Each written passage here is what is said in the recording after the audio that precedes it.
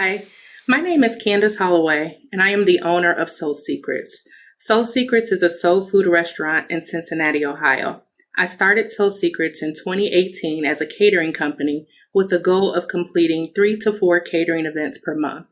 The lack of soul food in our city led to the high demand for our food. We are unique because we both cook and bake all of our menu items. Soul Secrets would be the first soul food restaurant in the OTR neighborhood.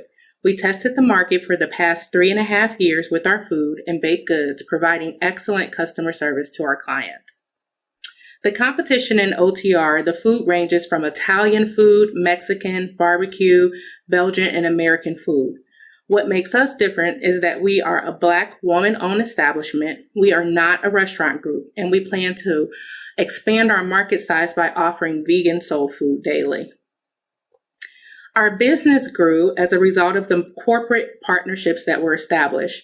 We offered catering for corporate clients. We provided corporate meals, individually packaged meals, and holiday parties.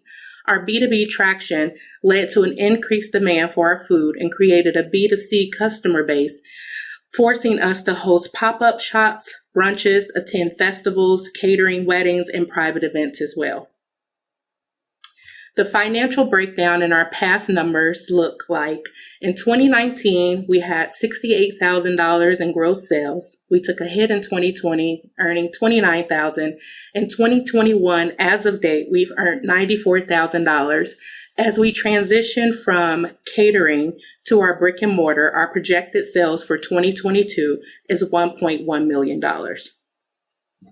We are thrilled to be on the brink of opening our new brick and mortar in early 2022. Our space is warm and welcoming, a place for families to gather, eat good food, connect. We will have 68 seats for dine-in customers, a full-service bar, carry-out options, and we will also partner with various agencies to offer second chance hiring with the potential to have a positive social impact in the community as well as the city of Cincinnati. Our ask is $100,000 to cover inventory, operations, marketing, and a catering van, all of which will allow our business to grow. We have raised $90,000 in funds through family and friend contributions, as well as $40,000 in grants that we have been awarded. And we also received a tenant contribution from 3CDC. My team consists of myself, my husband, our daughter Kamaya, and my sister Natasha Brown. We also have a full service team that has worked with us for the past 3.5 years that have provided excellent customer service. I appreciate your time today, and I pray that you are moved to sow or invest in Soul Secrets. We are on our way to great things. Thank you. Thank you, Candice. I love this. I don't know why this the word soul is in it, but it really did make me feel like this is so dope. I'm really excited about it because one, you said that you are the only ones in your in your area that has the soul food. What I want to know is who's doing all of the cooking. Is it you? Is it your daughter? Is your husband in the kitchen? Who's in the kitchen? So it's my daughter and myself, and I have a couple of chefs on staff that we have done some recipe standardization where I have taught them some of our recipes that I don't mind sharing, others that we have doing some baking. So it's not just myself. I have about 5 or 6 people that are helping me with cooking right now. Awesome. Thank you, Candice, for your presentation. And I did take a look at your website and I saw a lot of mention of your grandmother. And so I'm wondering why it was so important for you to have your grandmother's legacy live on through this business. So my grandmother and myself, we cooked. I was born on my grandmother's birthday, let me say that. And we cooked together. And my grandmother, I remember growing up and her spending lots of hours at church and cooking for the community and so many people. And I think the opportunities that we have today that my grandmother didn't have access to, being born in 1927 in Georgia in the South, I just feel like it was important. I felt like it was important for me to live out that dream, carry out that legacy, leave some generational wealth for my own daughter and just start somewhere. It's one of those things where it's like I'm living my ancestors' wildest dreams. I just feel like that's me in this moment. I was wondering, I know that a lot of restaurants took a hit during COVID, and I know that we're still battling with some of the ramifications of it.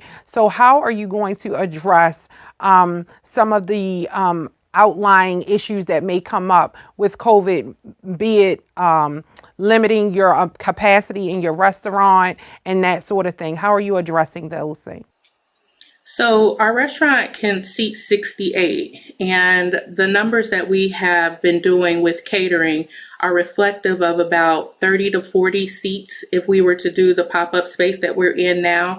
So the numbers that we are promoting are doing right at this time are reflective along the lines of where COVID had us. So our space and the capacity is half of that. The other thing is we are also partnering with some local agencies to have second chance hiring. One of the biggest hits that a lot of people have taken is staffing issues. We plan to have second chance hiring with some Talbot House and Volunteers of America, where they have individuals that have to find employment after they are released from jail. And we just plan to embrace them, make them family, but also give them employment to have a better life ahead of themselves. I have so many questions. I love soul food. I guess my first thing would be, what's the difference between McDonald's and Wendy's? I think there is a big difference between McDonald's and Wendy's in terms of taste, but they're both equally successful. One day I may want McDonald's, and I feel like McDonald's is just as good as Wendy's, but the flavor and the taste is different. So they're not the same. They both sell hamburgers, but they're not the same hamburgers at all. The taste and the quality is much different. The difference between McDonald's and Wendy's is the story and their focus. Wendy's is a family business. It can't. The name Wendy comes from the founder's daughter. McDonald's focuses on speed, and Wendy's focuses on old-fashioned burgers. And I said that because I would have loved to hear your grandmother's story as a part of this pitch. You didn't give us that. Like as much family as this is, this is a family business, right? You got your family ingrained in this, and we didn't really get to hear that. We didn't really get to hear the secret sauce, which is really that the soul, in and of itself, of this food. While it is soul food, but the soul of this food is your grandmother. You cooking with her, that experience. People will come for that experience. Right? And so I think that when you think about how you differentiate yourself, how you become the place that people line up down the street to go into every day, is to really push forward that experience.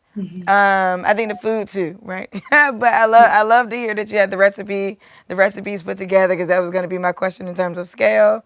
I think that don't forget that story, because that really lets us know like why. I mean, I have deeper questions like, how much is a plate? How much is your, ability to earn revenue? You mentioned $1 million. $1 million is a doable number, but with only a 68 seat capacity and getting to $1 million is not the same thing as catering once a month, twice a week, every now and then.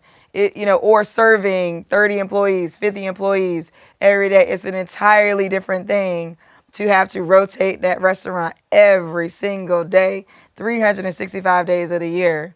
So I guess my question would be, what is your rollout? Like, what time of the year are you thinking about launching? How have you looked at the restaurant trends for when to launch in Cincinnati to get you the most amount of customers consistently over the most amount of days? So we plan to launch in February of 2022. And we plan to, our restaurant will actually be completed December 24th ahead of Christmas. So we're going to do a slow rollout. We plan to do some soft openings to test out some software.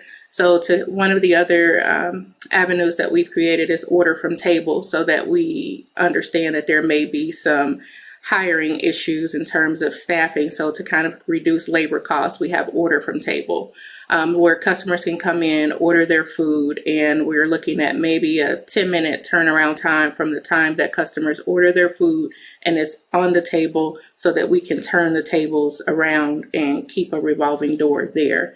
So our goal would be in January is to test out the software, have soft openings that are inclusive of friends, family, our following that we've gained on social media and other people to make sure that our flow is sufficient and efficient and we're able to turn tables over in a efficient manner. I love that way of thinking. Thank you so much, Candice. Thank you.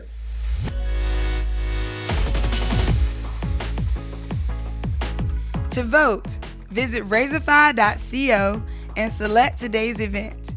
Enter your donation for the pitches you love and click the donate button to proceed to checkout. Review and confirm your donation once more by tapping donate.